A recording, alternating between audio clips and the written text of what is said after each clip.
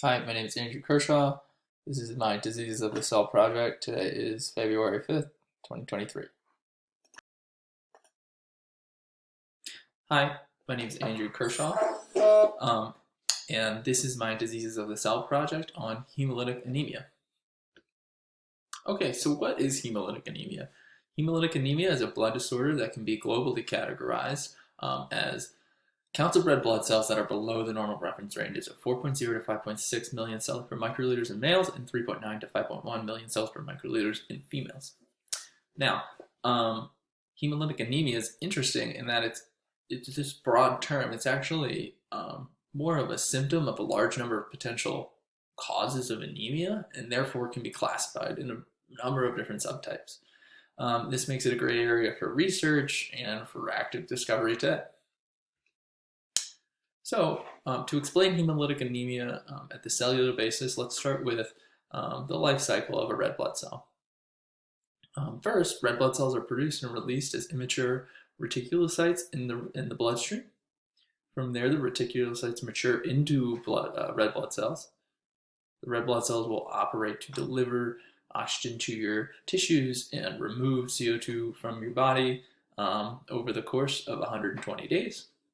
After 120 days, roughly, the red blood cell will be broken down. It will be broken down into heme, iron atoms, globin, free hemoglobin, and lactate dehydrogenase, among other things, of course.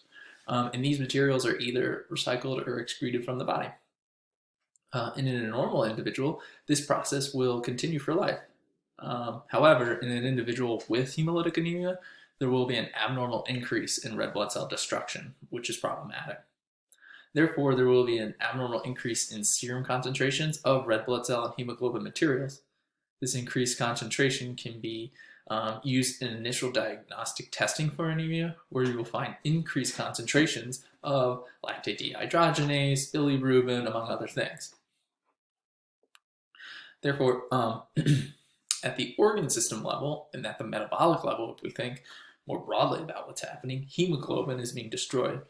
Therefore, what we know about hemoglobin, less oxygen is being delivered to the body and less CO2 is being disposed from the body.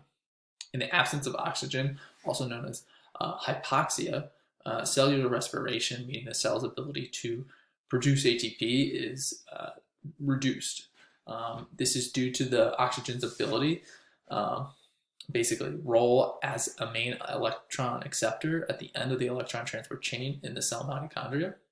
This results in a reduction in the cell's ability to maintain cell volume, trigger required biochemical pathways, and facilitate cellular communication in specifically the case of neurons.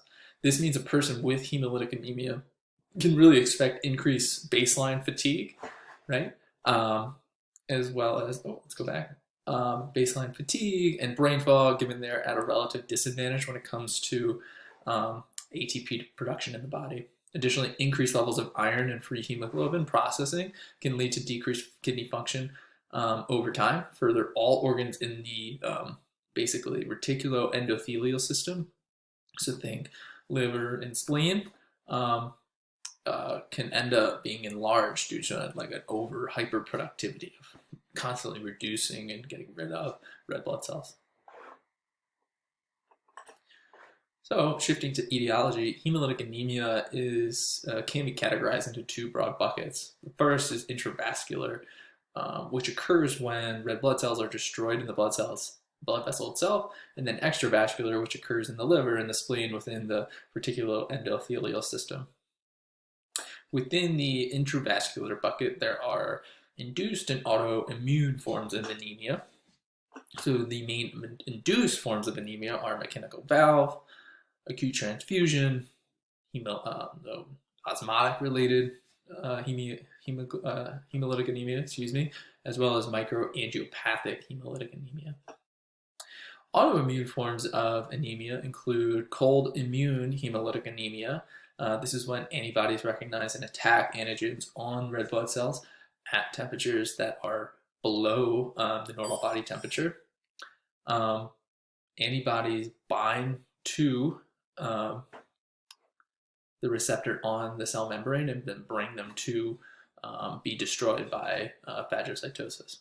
This is due to a mutation in the gene KMT2D and CARD11. It is not known to be inheritable as well. Now, paroxysmal nocturnal hemoglobinuria is a form of anemia. This is when red blood cells are actually destroyed through complement activation. And this is due to a mutation in the PIGA gene, and it is inheritable via autosomal dominance pattern. Warm immune hemolytic anemia is basically the same mechanism as cold immune hemolytic anemia. However, it is triggered when temperatures rise above normal body temperature. This is related to a genetic mutation that's still being researched, and is not thought to be inheritable as well. Within the extravascular bucket, we have different types of anemia, including hypersplenism, infection of red blood cells, inheritable forms of extravascular anemia, as well as hemoglobinopathies. This is when there is basically a defect in the way your hemoglobin functions or is basically put together. An example of this is sickle cell. This is due to a mutation in the HbA1 and 2 genes, and this is a disorder that is autosomal dominant in inheritance pattern. Another form is cell membrane defects. This is when the way the red blood cell's membrane is composed is defective. This is like different morphologies that actually cause the red blood cells to get stuck in different capillaries and ultimately be destroyed. This is due to a mutation in the ANK1 gene. This is a disorder that is autosomal dominant. Finally, we have different enzymatic defects within the red blood cell. So one is the G6P defect, and this is when in red blood cells, anaerobic glycolysis is the main pathway to produce energy in the form of ATP. During this process, there's free radicals that are created. G6P is an enzyme which helps reduce free radical formation. When G6P is deficient, free radicals build up and ultimately lead to the destruction of the red blood cell. This is due to a mutation in the G6P gene and is thought to be X-linked recessive in terms of inheritance pattern. One last note, you'll see this dotted line, is that warm and cold immune hemolytic anemia, according to the research articles I read, could actually be described either as intravascular or extravascular. I group them as intravascular for the sake of this diagram. However, just know you can also consider them extravascular. Also, hemolytic anemias are often inherited and therefore represent a mistake at the gene level. So they're not, rather than like some issue occurring during a cell cycle. So patients suffering from hemolytic anemia is usually like a normally dividing cell. However, the cell is deficient in other ways. So that's important to know. All right, so we talked a little bit before about diagnostic approach for hemolytic anemia, but I thought I'd touch on it one more time using this workflow to illustrate how the clinician and care team staff can work together to figure out which anemia is impacting their patient. The first test typically used is a hemolysis workup, and this measures for constituent material of the red blood cell that we discussed before. So think lactate dehydrogenase or bilirubin. So that hemolysis workup is trying to measure those concentrations. If they're elevated, that's a problem, and it typically indicates anemia. So that's our first test. Okay, so the next test is a peripheral blood smear. So, okay, we've established they have anemia. Let's figure out what type. A blood smear is a test that is performed usually by a pathologist that will be used to diagnose a type of anemia if possible. And they'll diagnose it based on morphology, but today also they use forms of genetic testing to figure this out as well. Lastly, if they can't figure it out, from these two tests, they will move on to a direct antiglobin test if they're thinking, this might be something that's autoimmune related. And so this will be used to identify those autoimmune anemias that we discussed.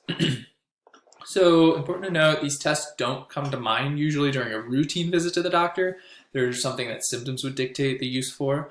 Further, if you're found to be anemic, you may be taken care of by your primary care doctor or referred to a hematologist for specialty care. All right, so treatment strategies. I also wanted to touch on different treatment strategies the medical community uses. to manage hemolytic anemias.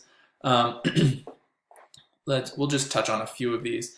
I'm bumping up against time, but for things like induced anemias that we talked on before, often the treatment strategy is just to stop what's causing the anemia, or to heal from an infection, or to manage some other issue or disorder that's causing your anemia. And so those treatment strategies are typically pretty straightforward and established, and don't lend themselves to much experimental testing. So one is acute transfusion reaction. The prevention is just to obviously not be transfused with a blood type that doesn't match your blood type, and then standard treatment would be to stop that transfusion and to reestablish the patient's blood type and transfuse them with the correct one. However, in like forms of autoimmune hemolytic anemia, the treatment strategies are a little bit more complex. So prevention is hard to do in this case, since it's likely maybe genetic, or something that you uniquely have. So you just need to plan for it and plan around it. But standard treatments include steroids, obviously staying out of the cold and warm, immunosuppressants, things like that. Experimental treatments are different B-cell therapies, phagocytosis inhibition, plasma-directed cell therapies, as well as complement inhibition. Things like hemoglobinopathies, genetic counseling is effective. Treatment strategies will vary by the different type, but typically gene therapy is something that is used now to help manage the effects of this disorder.